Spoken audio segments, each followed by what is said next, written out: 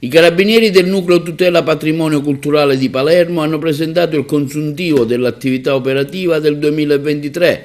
Sono stati recuperati 3.583 beni archeologici, 80 reperti di interesse storico, 41 persone denunciate e oltre 450 controlli preventivi.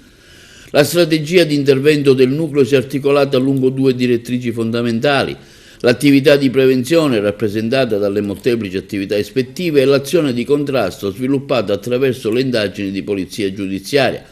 Nel corso del 2023 l'attività di prevenzione ha certificato l'esecuzione di ben 471 controlli finalizzati alla sicurezza dei luoghi della cultura, quali musei, archivi, biblioteche, aree archeologiche o tutelate da vincoli paesaggistici. Incisiva è stata l'azione di contrasto sviluppata attraverso indagini di polizia giudiziaria finalizzate al recupero dei beni culturali trafugati, all'individuazione dei sodalizi criminali operanti nel settore.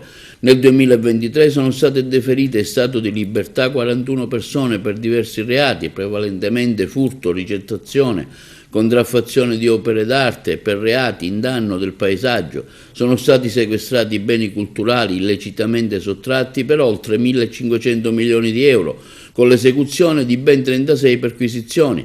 I beni recuperati sono stati riconsegnati ai musei, alle chiese e alle sovrintendenze competenti per territorio allo scopo di garantirne la pubblica fruizione.